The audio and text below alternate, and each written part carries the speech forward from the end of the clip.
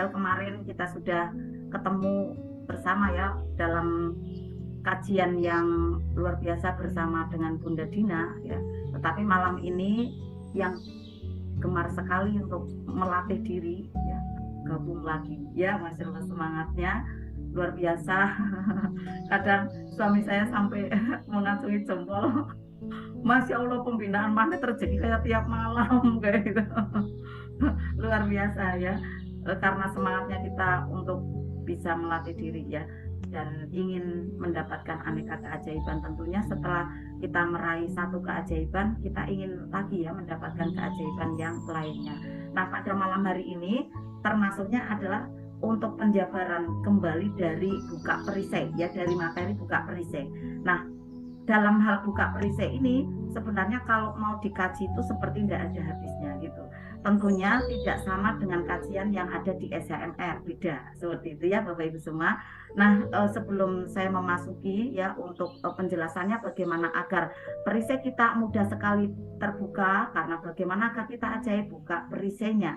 Nah, perisai ini adalah DOSA, ketidaktepatan di dalam diri kita. Kemudian saat buka perisai, di sana ikhtiar kita untuk bertaubat. Nah, saat buka perisai, akhirnya tobat kita diterima. Perisai yang terbuka dan tobat kita yang diterima. Bismillah, semoga demikian. Kita ingin tahu ya bagaimana penjelasannya. Saya pun kadang mengulang lagi dan mengulang lagi. Kemarin yang ada di offline Insan Mulia, Masya Allah juga menyimak sekali, dan Bunda Isma ini sekarang ini juga doubling ya, ingin menyimak kembali ya. Bapak Ibu, sambutlah salam yang terbaik dari saya. Assalamualaikum warahmatullahi wabarakatuh.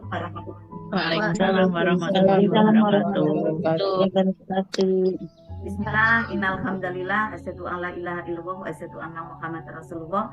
Rabbi sholli sadri wa yassirli amri wa hlul min lisani yafqahu qawli. Amma ba'd. Bagaimana kabarnya Bapak Ibu semua pagi hari ini?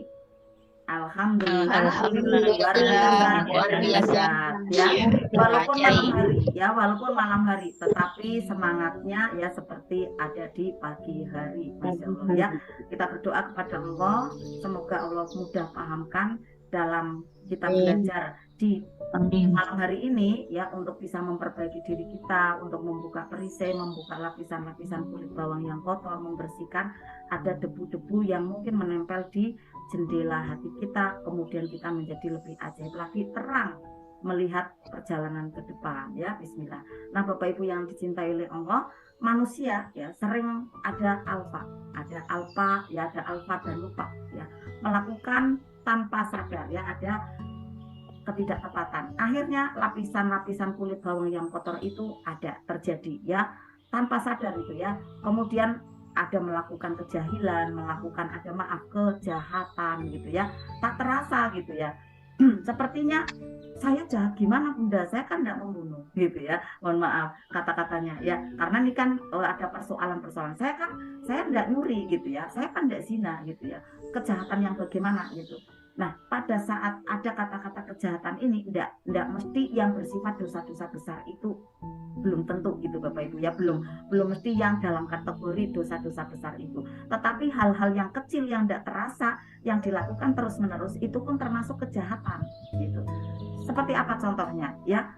Seperti halnya tadi malam yang disampaikan Bunda Dina, ada senang ya, ada di sini habit ya, di program kepalanya kalau ada ketidakmudahan dalam keuangan gitu ya, langsung cari keajaiban manusia, hutang. Nah, ini kejahatan agama tak terasa gitu ya. Kemudian apalagi tidak mau memaafkan orang lain. Nah, ini termasuk kejahatan. Kejahatan pada siapa? Sebenarnya kejahatan pada diri sendiri. Yang terbesar itu, yang terbesar bukan kejahatan pada orang lain tidak berasa gitu. Tapi justru kita sendiri, kalau kita tidak mau melepas kasih sayang kita ke orang itu dengan memberi maaf, sebenarnya kita menzolimi diri sendiri, kita jahat pada diri sendiri. Maka jangan sampai seperti itu. Saat kita mendengarkan ada hal tidak baik, kita tertumbuk oleh orang lain, dikatakan seperti ini, seperti itu, begini, begitu, langsung aja keren kita maafin orang itu. Karena apa? Agar kita tidak jahat pada diri sendiri, agar kita tidak zolim kepada diri sendiri. Nah, mungkin kita melakukan ada hal-hal seperti itu sebelum kita belajar magnet rezeki intens seperti ini ya. Kadang belajar kan naik dan turun, persoalan-persoalan tiap hari ada gitu ya. Kadang kita tidak maksimal dalam prakteknya gitu ya. Tetapi saat kita mau belajar seperti ini, alhamdulillah ya, kita bisa mengendalikan diri. Nah, disinilah Allah Maha Pemurah. Pada saat kita sudah mau melepas ya, melepas perisai, melepas yang namanya keakuan, saya kok yang benar gitu kan, dia kan salah gitu kan. Kita tidak mau ada melepas kulit bawang kita tidak mau melepaskan rasa kasih sayang kita ke orang itu gitu ya. Nah akhirnya apa? Kita sendiri yang tidak mendapatkan kemurahan kasih sayang Allah. Kita hindari hal seperti itu. Maka kita ingin mendapatkan kasih sayangnya Allah, ayo kita juga harus murah gitu ya, murah hati gitu kan, murah hati memberikan kemaafan ke orang lain.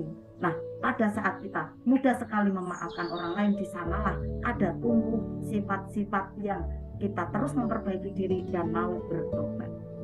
Kita melakukan ada langkah-langkah tobat dengan tepat.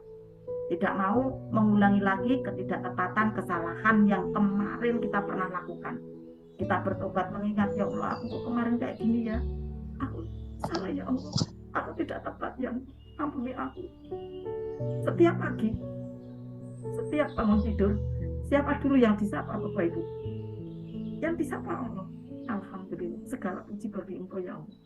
Lalu sapa diri kita, dan kemudian kita janji setiap pagi bahwa kita menjadi sumber kebahagiaan orang lain, bahwa kita jangan sampai ada orang yang terluka oleh kita.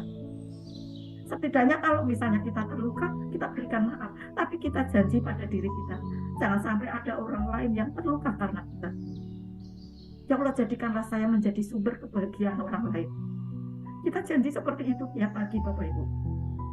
Walaupun keadaan kita seperti apa, kita masih tidak sehat, kita masih mungkin ada amanah, mungkin kita masih tidak bahagia di keluarga kita, tapi kita berjanji pada Allah dan pada diri sendiri, jangan sampai kita menjadi sebab orang lain terluka. Ya Allah, jadikanlah saya sebagai sumber kebahagiaan orang lain. Ya Allah, jangan sampai hari ini saya menyebabkan orang lain terluka. Siapa yang mau saya muliakan? Siapa yang mau saya muliakan? Siapa lagi yang mau saya layani? Coba kalau seperti ini Bapak Ibu, tanamkan setiap hari, setiap pagi Bapak Ibu, setiap bangun tidur, sapa Allah, sapa diri sendiri, kemudian janji untuk jangan sampai membuat orang lain terluka. Janji diri untuk kita menjadikan orang lain bahagia karena kita. Bapak Ibu menjadi magnet rezeki Bapak Ibu dengan mudah. Janji diri di sini. Inilah langkah tobat yang tepat. Tidak mau mengulangi kesalahan yang dulu, tapi memperbaiki perilaku diri kita, akhlak diri kita, ya, untuk menjadikan orang lain lebih beruntung, ya, menjadi orang lain lebih bahagia. Nanti kita akan dibagi keuntungan oleh Allah dengan sendirinya, Bapak Ibu. Jadi mindset kita setiap hari adalah apa yang bisa kita perbuat, apa yang bisa saya perbuat untuk orang lain, bukan apa yang bisa saya dapatkan dari orang lain. Ini kurang lebihnya Bapak Ibu. Tetapi ternyata di perjalanan bisikan syaitan banyak sekali. Bisikan-bisikan yuwas visu tulinas gitu ya. Akhirnya kadang kita menjadi tertrigger, kadang kita naik garis kebenarannya gitu. Akhirnya Rasulullah sampaikan, ada di hadis At-Tirmidzi, kullu bani adama khotoun wa khairul khoto innat tawwabun. Setiap anak Adam itu berdosa gitu.